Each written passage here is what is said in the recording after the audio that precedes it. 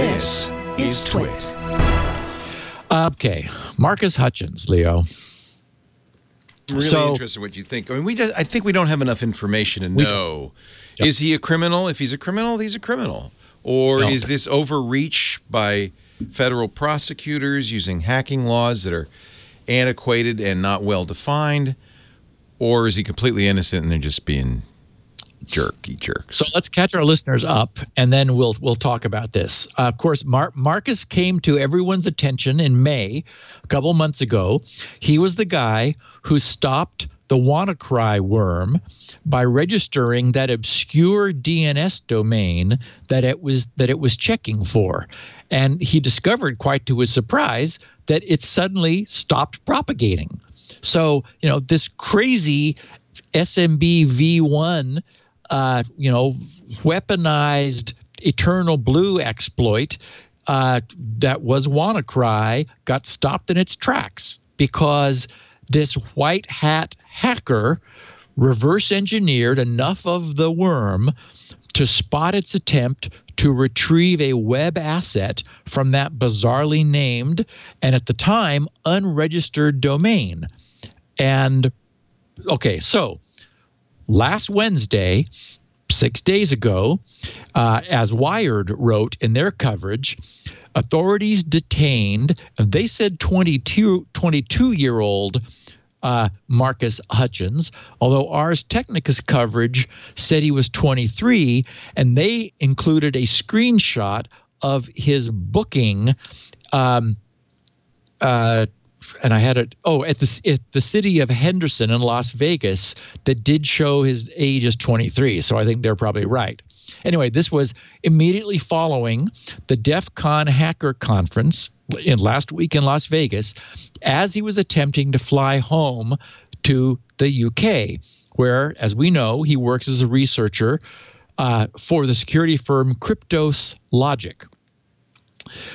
Spelled KRYPTOS. So upon his arrest, the Department of Justice unsealed an indictment against Marcus, charging that he created the Kronos banking trojan, which is a widespread piece of malware used to steal banking credentials for fraudulent purposes. He's accused of intentionally creating that banking malware for criminal use, as well as being part of a conspiracy to sell it for $3,000 between 2014 and 2015 on cybercrime market sites such as the now defunct Alpha Bay dark web market. Now, it's worth noting that on Friday, 2 days later, when Marcus was arraigned, he denied any wrongdoing and pleaded not guilty to the charges against him. He has a court date set for today, August 8th, in Milwaukee. And until then, until probably just being transferred, he was being held in Las Vegas jail. Now, it's also worth noting that his alias is unfortunately Malware Tech, and he uses the Twitter handle at Malware Tech Blog, which is probably not helpful, but that's who he's known as. And not a crime. And not a crime, exactly. So, paraphrasing a bit from Wired's coverage, the short 8-page indictment against Hutchins has already raised questions and skepticism in both legal and cybersecurity circles. Oren Kerr, a law professor at George Washington University who has written extensively about cybersecurity and hacking cases, says that based on the indictment alone, the charges look like, quote, a stretch. Although the indictment claims Hutchins wrote the Kronos malware, nothing in the document illustrates that Hutchins possessed actual intent for the malware he allegedly created to be used in a in the criminal conspiracy he's accused of. Kerr said, quote, "It's not a crime to create malware. It's not a crime to sell malware. It's a crime." Really? Wait a minute. It's not a crime to sell malware? That's what he said. That's what this guy says. Yeah, which surprised me too. It's only a crime to use it, I guess. Well, he says it's a crime to sell malware with the intent to further someone else's crime. So, meaning that, like, if you sold it to your grandmother because she wanted to hang it on the wall, then that's not a crime. But clearly, most malware sales is with the intent to further someone else's crime. It's hard to imagine. I mean, you could create malware for research purposes, right? But selling it, you wouldn't sell it to another researcher. Yeah, no. So you know, I guess anyway, the point is, he never sold it though. I guess, and that's part of his defense is he made it, and somebody else he either knew or didn't know. It's not clear. Sold it. Yeah. So anyway, so Kerr says the story alone doesn't really fit. There's got to be more to it, or it's going to run into legal problems. Now, of course, there are a lot of people who are behind Marcus and are supporting him. Some associates of his defended him Thursday on Twitter. That's last Thursday, even arguing that he was working, that he has worked directly with U.S. law enforcement. Kevin Beaumont, who we've spoken of before, who is with a UK-based security, who is a UK-based security architect, wrote, "I know Marcus. He has a business which fights against exactly this, bot malware. It's all he does." Kevin said he feeds that info to U.S. law enforcement. And he wrote, "The DOJ has this seriously effed up." And he didn't say effed in his tweet. Jake Williams, another well-known researcher with the security firm Rendition Infosecurity, said he'd worked with Hutchins multiple times since 2013, met him in person at last year's Defcon, and shared malware samples.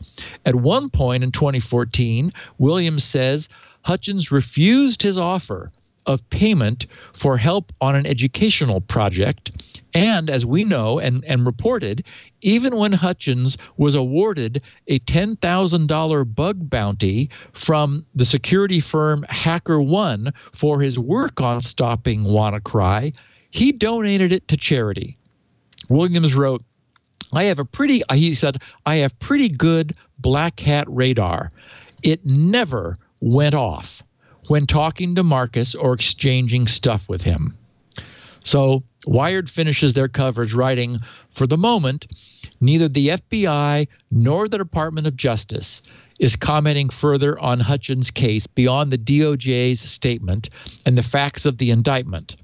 A spokesperson for the Electronic Frontier Foundation, our EFF, which often offers legal representation to embattled hackers, wrote in a statement to Wired that it's, quote, deeply concerned, unquote, about Hutchins' arrest and are reaching out to him.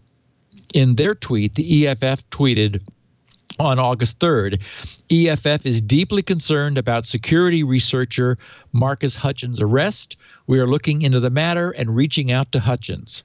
And in the show notes, there is now a legal defense fund that has been set up at secure.lawpay.com. I've got the link in the show notes, and the show notes are already posted online, so anyone can get them at grc.com/SN.